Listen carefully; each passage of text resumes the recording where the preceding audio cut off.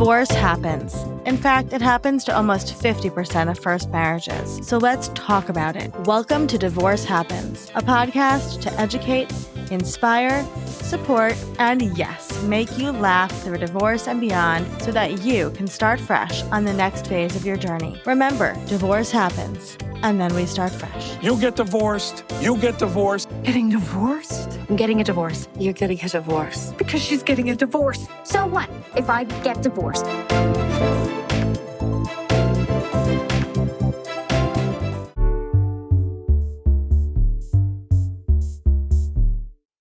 Hello. Welcome to Divorce Happens, the podcast where we support you before, during, and after divorce with education, inspiration, and a little bit of laughter because, as we know, divorce happens and then you start fresh.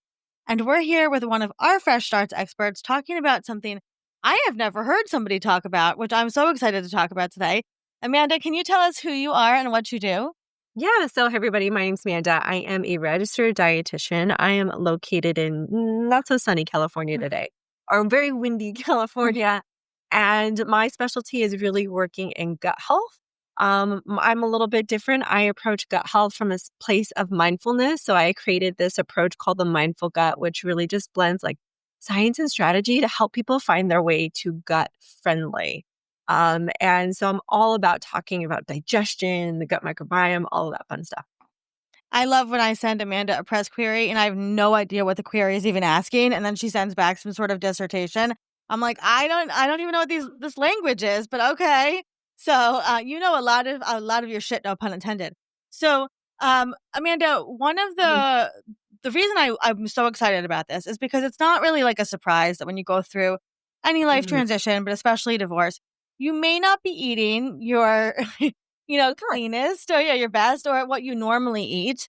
Yeah. And then so what's the relationship, I guess, to start there, between the mind and gut? And then what are the potential kind of pitfalls that you could see happening during this process? So there's a huge connection between the mind and the gut. I always talk about like how you feel mentally can truly impact you physically. And a lot of the times it settles for people right in their gut. A good example that I give is, have you ever felt butterflies in your stomach when you were excited or you were nervous? That's a true example of how our emotions can impact how we feel, particularly inside of our guts. And so when you're going through something stressful, like a divorce, it is not unheard of for that stress then to kind of settle in this part of our body. And when it settles there, it can really impact quite a few things. Like you just mentioned, one of the first things is like how we might approach eating. Are we even eating? Like, are we even nourishing our bodies?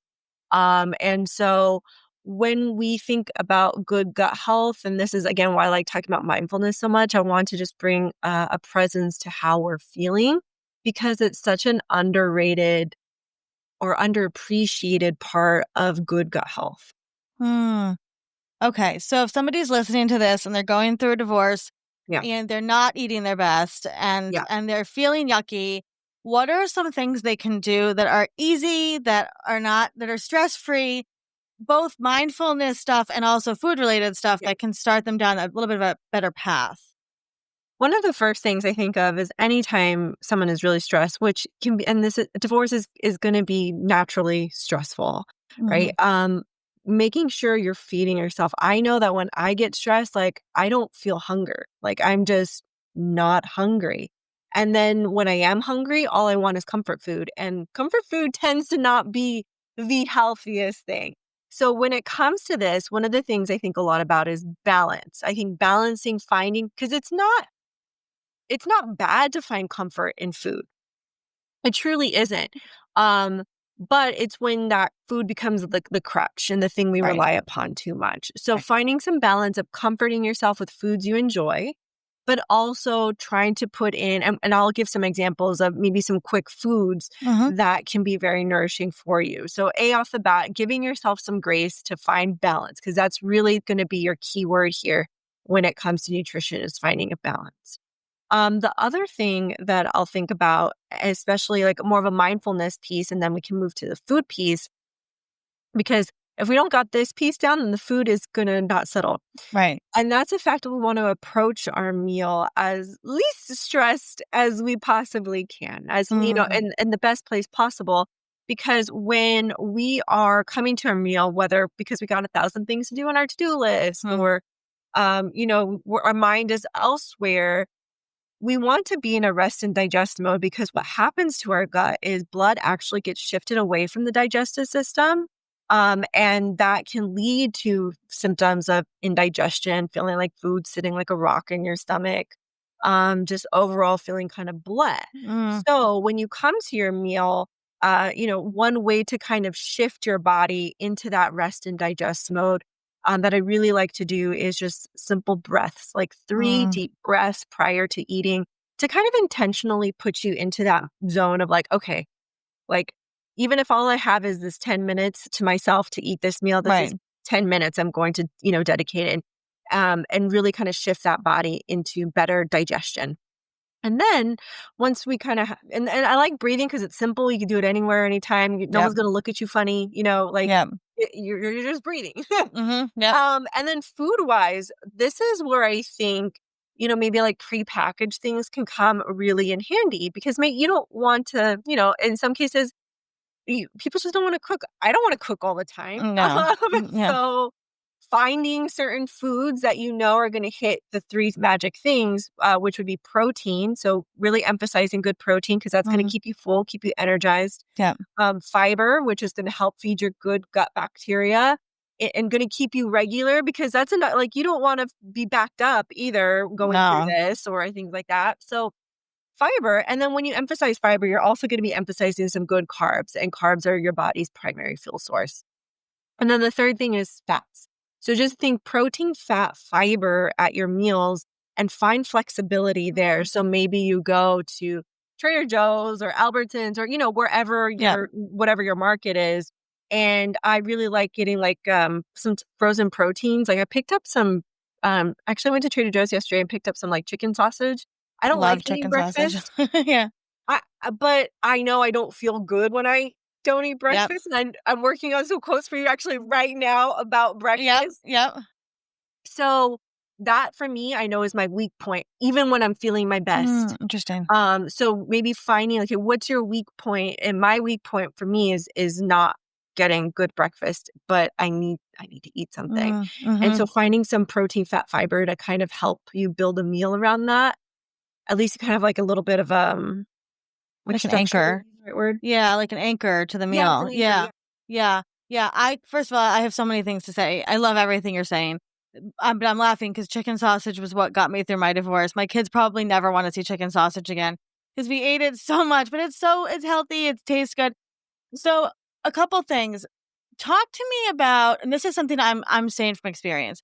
Yeah. Where every single time my lawyer would call me, I would get shaky and get so nervous. How can I set myself up nutritionally to because I think I probably did the same thing. I wouldn't eat all day and then I would be like in panic mode. So you were already in panic mode going through the divorce process or your ex calls or whatever. What can we do to support our systems with food there? I think focusing on maybe easy to digest foods is really going to be helpful, right? Because if you're like you're saying kind of like in panic mode or you're just almost like you're just reacting to whatever's coming your way, right? You don't really have a time to kind of just be intentional. Yeah. So I think the way that you can bring in some intentionality, I don't know if that's the right word. But intentionality, yeah. I think that's the right term. Yeah. Go with it. Yeah. Is focusing on easy to digest things. Okay. That are, whether that's things that are simple to prep, like chicken sausage, and you grab it and go because you're going to get nutrition. Right. But I think this is where I also really like things like soups. I think work really well. Like it's just soft. Your gut. I wouldn't do like a lot of raw things maybe at this point in time. Like I wouldn't be unless it works for you. But when you cook, it softens the fibers and softens the proteins, just kind of making it a little bit more gentler on your digestive system. Yeah. So I might prioritize things like soups, or you could do like smoothies. And I think another thing too, especially if you're kind of, again, just reacting, a million things are going on, is like, what are prepackaged stuff that's easy, like Yeah. yogurts, I think works String really well. cheese. Yeah. String cheese, dips, like maybe you have like a bean dip, for example, and Mm, you're getting some protein, you're getting some fiber, you just hummus. gotta Right. Yeah. find something to dip it with. Right. I think that can be really helpful at this point in time. Okay. Um, and if, you know, maybe, and I think another thing too is like relying on community and maybe, Yeah. your friends or family, and you get together and maybe you don't talk about anything, but you just make a meal together, and Mm, that's, maybe a mhm. little bit more way to bring some intention and also Mhm. bring in some support as well. Oh, I love that. I love that. And I also so much of the work we do at divorce happens and with divorce is unlearning things, right? And kind of rewriting the narrative. And so Yeah. related to what you're saying, I just also want to say I love that you were talking about coming into the meal with like a peaceful mindset, which is so hard to do as a parent anyway and as a person going through divorce. But it's also okay for anybody that's listening to this to like you can undo like your normal family meals and like wait and go eat in your bedroom later or like somewhere that's quiet and that you can take a meal a moment. Because I have so many people that come to me Yeah. and they're like, I don't want to eat dinner with my ex-husband anymore. We're living together and we're Yeah. waiting for the divorce. I'm like, you don't have to. You can go eat somewhere else. So There's no rules. There's no rules that you yeah. have to do it a certain way. And even this kind of reminds me too, like even like breathing before a meal, it doesn't have to be every time. Like I Hmm. think in nutrition, especially, there's this preconception or preconceived notion that everything has to be perfect. Like we have to be on our game Yeah. 100% of the time.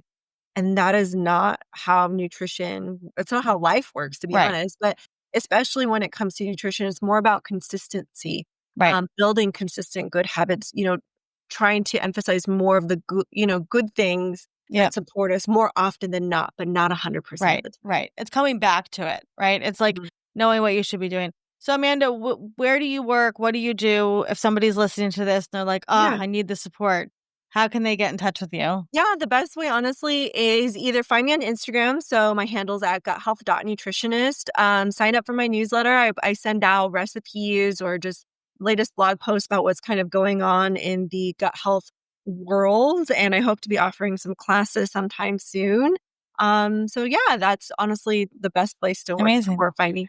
Amazing. Of course, you can find Amanda at Fresh Starts and you can see all her awesome press pieces that she always contributes to and says things that I don't understand. So I'm happy to support that. Amanda, if somebody's listening to this and going through a divorce, which they Yep. probably are, what would be some words of encouragement that you could leave them with? I think one thing that would really stand out to me and does stand out to me is we have such a hard time like asking for help and relying on our community. But if a friend came to you, you would have like no problem, right? So in this time, I think it's community is so necessary, and asking to just hang out and do nothing, watch TV, eat popcorn, or hang out and make a meal together. That would be the thing that I would also be reminding myself if I were going to do this, like ask people for help. Use your community because that's what they're there for. And you would be there in a second if a friend had asked you for help. I love that. And it's a gift for both people. Yeah. Because community care is self-care is community care. Amanda, we appreciate you so much, and we're so proud of you. I was going to say we're also so excited that you're part of our community and bring so much of a different perspective to this stuff, which I really really love. So, if anybody would like to get in touch with Amanda, please reach out. And she has again so much great stuff that she's written, and you can learn a ton from her. So, I appreciate you, and thanks for being here. Thank you.